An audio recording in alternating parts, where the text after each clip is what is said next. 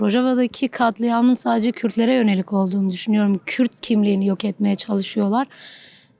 Kadın olarak oradaki kadın arkadaşlarımızın verdiği mücadeleyi sonuna kadar destekliyoruz. Hiçbir şekilde bu yoldan döneceğimizi zannetmiyorum. Çünkü geçmişte de oldu, bugün de oluyor. Muhtemelen düşmanlarımız bu şekilde olduğu sürece devam da edecek. İlerleyen zamanlarda da biz hiçbir zaman vazgeçmeyeceğiz. Biz direnerek, savaşarak bugünlere geldik. Aynı şekilde direnerek, savaşarak bugünlerden de geçeceğiz. Hiçbir zaman değişmeyecek bu düşünce. Kadınlara yönelik yapılan katliamlar, çocuklara yönelik yapılan katliamlar yine sadece Kürt kadınlara, Kürt çocuklarına yapılıyor. Ve bu yine sadece Kürt kimliğine yapılan bir katliam. Kürt kadını olarak ben bu katliamı hiçbir şekilde vicdanı olan hiç kimsenin de kabul edeceğini zannetmiyorum.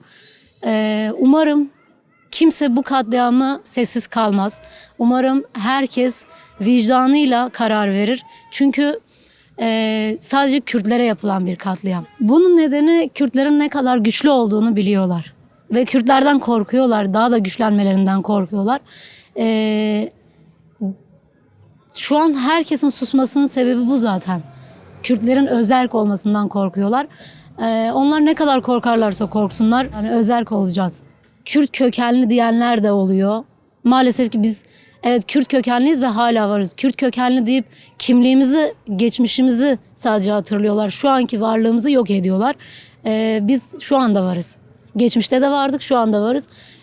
Üzülebilirler ama biz gelecekte de varız. Öncelikle bilmemiz gerekiyor, bilinçlendirmemiz gerekiyor. Yani biz o kadar çok asimile olduk ki kendi kimliğimizi, kendi tarihimizi unuttuk.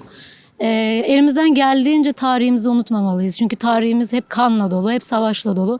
Biz hep bir yerlerde kendimizi var etmek zorunda kaldık. Hiçbir şekilde bizi var olduğumuz için kabul etmediler. Savaştık, var olduğumuzu bütün dünya biliyor artık. Daha da var olacağız. Yani var oldukça aslında anlatabileceğiz kendimizi. Hangi ırktan, hangi dilden, hangi dinden olursak olalım. Kadın olduğumuz için direnmek zorundayız. Yani şu an Rojava'da olduğu gibi Rojavalı kadınların yaptığı direnişin aynısını her zaman yapmalıyız. Yani hayatın her alanında. Sadece şu an savaş var ve savaşta direniyoruz diye değil. Biz kadın olduğumuz için her zaman direnmek zorundayız. Çünkü Orta Doğu'da özellikle kadın varlığından rahatsız olan o kadar çok yönetim var ki şu an İran'da da olduğu gibi kadınlar özellikle direnerek yönetimi reddettiler. Biz de direnerek varlığımızı daha da çok dile getireceğiz. Yani daha da çok hissettireceğiz. Son 10 yıldır, son 15 yıldır Jin Jiyan Azadi diyoruz. Ve sonsuza kadar da Jin Jiyan Azadi.